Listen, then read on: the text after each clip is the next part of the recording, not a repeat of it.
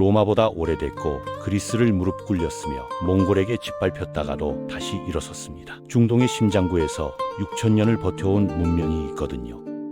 오늘날 우리가 이란이라 부르는 땅입니다. 한 번도 완전히 사라진 적이 없어요. 정복당하면 정복자를 흡수해버렸고 무너지면 더 강하게 재건됐죠. 도대체 어떻게 이런 일이 가능했을까요? 그 비밀을 지금부터 파헤쳐 보겠습니다.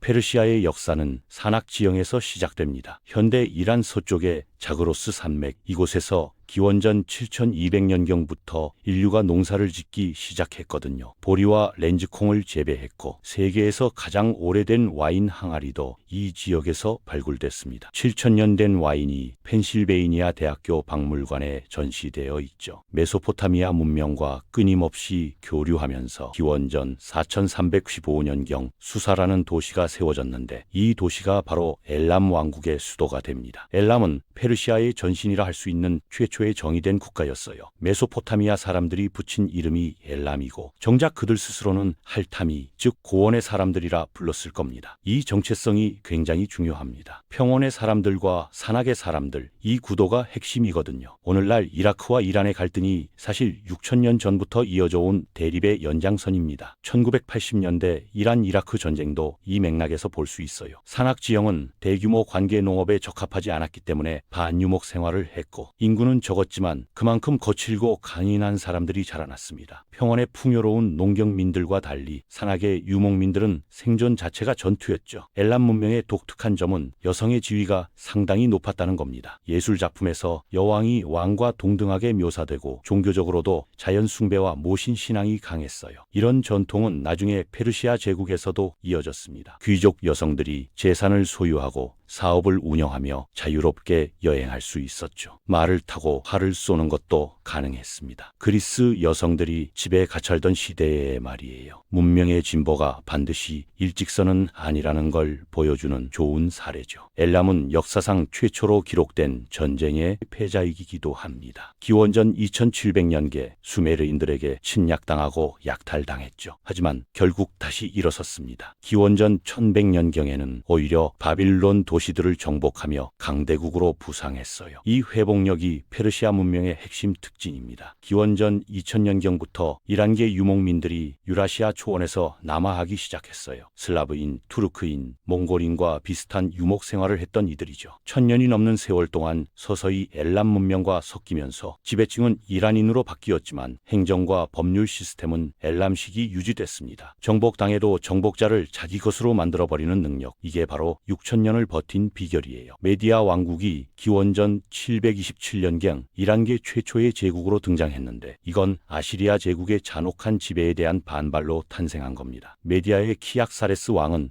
바빌로니아와 동맹을 맺고 아시리아 수도 니네베를 함락시켰죠. 하지만 메디아 제국은 오래가지 못했습니다. 한 반란자가 등장했거든요. 그가 바로 키루스 대왕입니다. 기원전 553년에 반란을 일으켜 불과 14년 만에 당시 세계 최대의 제국을 건설했죠. 기원전 539년에 바빌론을 정복했고 기원전 533년에는 인도 서부까지 진출했습니다. 키루스가 위대한 이유는 단순히 정복 때문이 아니에요. 그는 정복한 민족의 문화와 종교를 존중했고 이건 당시로서는 혁명적인 통치 방식이었죠. 바빌론 정복 후 유대인들을 해방시켜 귀향을 허락했는데 히브리 성경에서 키루스는 유일하게 메시아로 칭송받는 비유대인입니다. 바빌로니아인들조차 그를 해방자로 여겼다니 기존 엘리트들이 얼마나 악랄했는지 짐작이 가죠. 그가 만든 통치 시스템도 대단했어요. 사트라프라 불리는 총독제를 도입하고 왕의 눈이라 불리는 감찰관들이 전국을 돌며 부정부패를 감시했습니다. 이 시스템은 1500년 뒤 이슬람 정복 때까지 거의 그대로 유지됐죠. 토마스 제퍼슨도 키루스의 전기를 읽고 미국 독립선언서에 영감을 받았다고 합니다. 키루스의 아들 캄비세스 2세가 기원전 525년에 이집트를 정복하면서 페르시아 제국은 더욱 확장됐어요. 그 뒤를 이은 다리우스 1세는 인더스 계곡까지 영토를 넓혔고 기원전 492년에 그리스 침공을 시작했습니다. 여기서 유명한 마라톤 전투가 벌어지죠. 마라톤에서 패배했지만 이건 페르시아 기준으로는 소규모 원정이었어요. 다리우스가 복수를 준비하다 기원전 486년에 사망하면서 그 과업은 아들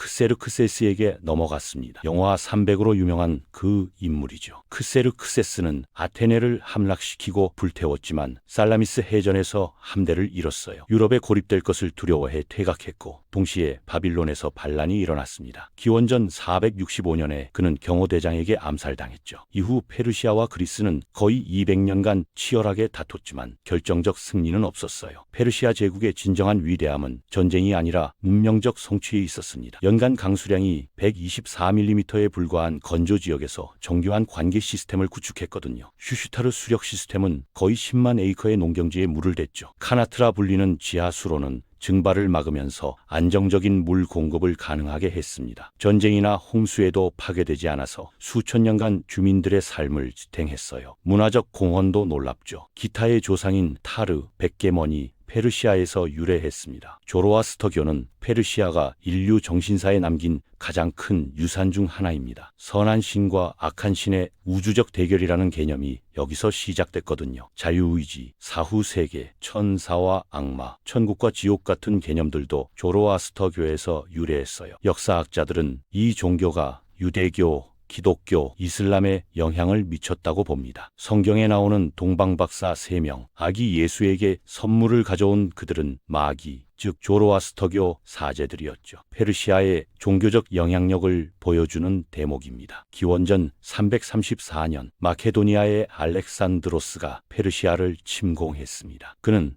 어린 시절부터 키루스 대왕의 전기를 읽으며 영웅적 리더십을 배웠죠. 하지만 페르시아 제국이 무너진 건 알렉산드로스의 천재성 때문만은 아닙니다. 다리우스 3세라는 황제가 너무나 무능했거든요. 기원전 333년 이수스 전투에서 페르시아군이 밀리기 시작하자 다리우스는 군대를 버리고 가장 먼저 도망쳤습니다. 황제가 도망치는 모습을 본 병사들이 싸울 이유가 있었겠습니까? 군대는 붕괴했고 다리우스는 아내와 딸, 심지어 어머니까지 포로로 남겨두고 달아났죠. 가우가멜라 전투에서도 똑같은 일이 반복됐습니다. 더 큰 군대, 유리한 지형, 경험 많은 지휘관들을 갖고 있었지만 또 도망쳤어요. 알렉산드로스는 항상 최전선에서 싸우며 병사들의 존경을 받았는데 다리우스는 정반대였습니다. 천년에 한 번 나올 군사 천재와 무능한 황제의 충돌, 이게 페르시아 제국을 무너뜨릴 수도 있어요. 알렉산드로스는 페르세폴리스를 약탈하고 불태웠지만 동시에 페르시아 문화를 존중하려 했습니다. 페르시아식 복장을 입고 페르시아 귀족 여성과 결혼했죠. 기원전 323년 갑자기 사망하면서 그의 제국은 4조각으로 분열됐어요. 페르시아는 셀레우코스 왕조가 차지했고 이후 300여 년간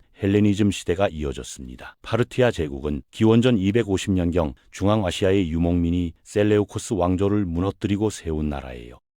익숙한 패턴이죠. 유목민이 쇠퇴한 왕조를 대체하지만 기존의 행정 시스템과 문화는 유지되는 겁니다. 파르티아의 특징은 귀족제적 통치였어요. 왕이 무능하면 귀족회의에서 투표로 폐위시킬 수 있었고 내전 없이 권력 교체가 이루어졌죠. 파르티아는 로마의 동방 진출을 완벽하게 막아냈습니다. 기원전 53년 로마의 3두정 중 한 명인 크라수스가 침공했다가 참패했는데 전설에 따르면 녹인 금을 목구멍에 부었다고 해요. 서기 224년 사산 왕조가 파르티아를 대체했습니다. 히루스 대왕과 같은 지역 출신의 귀족 가문이었고 페르시아 문화와 조로아스터교를 국교로 복원했죠. 헬레니즘의 영향은 약해지고 이란적 정체성이 다시 전면에 부상했어요. 사산 왕조는 비잔틴 제국의 가장 위협적인 적이 됐고 실크로드 무역을 장악해 동서양을 연결했습니다. 사산 왕조 시대는 고전 페르시아 문화의 절정기로 평가받아요. 이 시기에 철학, 건축, 문학이 나중에 이슬람 세계 전체로 퍼져나갔거든요. 서기 7세기 무함마드가 이슬람을 창시하고 아랍 부족을 통합할 때 사산 왕조와 비잔틴 제국은 수십 년간의 소모전으로 지쳐 있었습니다. 역병까지 창궐했고 사산 황제 호스로 2세가 살해되면서 내전이 터졌죠. 4년에서 5년간 10명이 넘는 인물이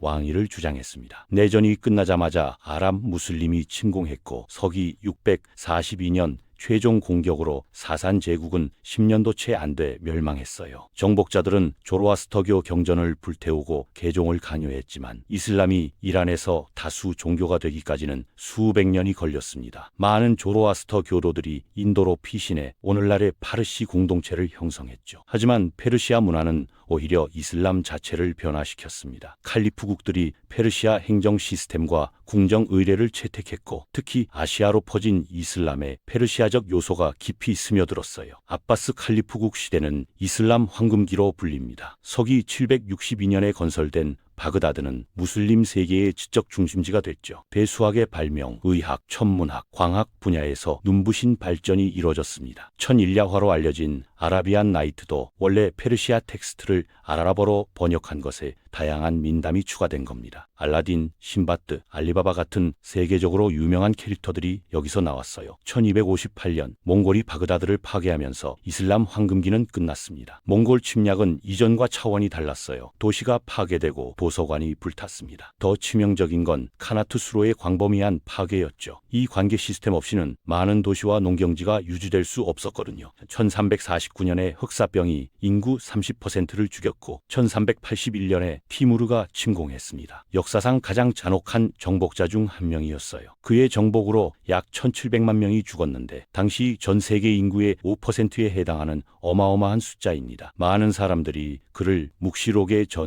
전쟁의 기사라 믿었죠. 1501년에서 1511년 사이 샤 이스마일이 사파비 왕조를 세우고 페르시아를 재통일했습니다. 시아 이슬람을 국교로 삼으면서 이란의 종교적 정체성이 확립됐어요. 오늘날까지 이어지는 정체성이죠. 이는 순위 이슬람이 지배적인 나머지 무슬림 세계와 이란을 구분짓는 핵심 요소가 됐습니다. 사파비 왕조의 주적은 서쪽의 오스만 제국이었죠. 샤 아바스 1세는 영국군을 모델로 군대를 현대화하고 바그다드를 탈환했어요. 하지만 17세기 중반부터 이슬람 문화는 정체되기 시작했습니다. 과거 지식에 대한 존경이 혁신을 꺼리는 풍토로 변질됐거든요. 유럽이 과학혁명으로 급성장하는 동안 페르시아는 뒤처지기 시작했어요. 1796년에 카자르 왕조가 들어섰지만 이란은 이미 산업화된 유럽 열강들의 각축장이 되어 있었습니다. 러시아와 영국이 이란을 두고 치열하게 경쟁하며 사실상 분할 통치했죠.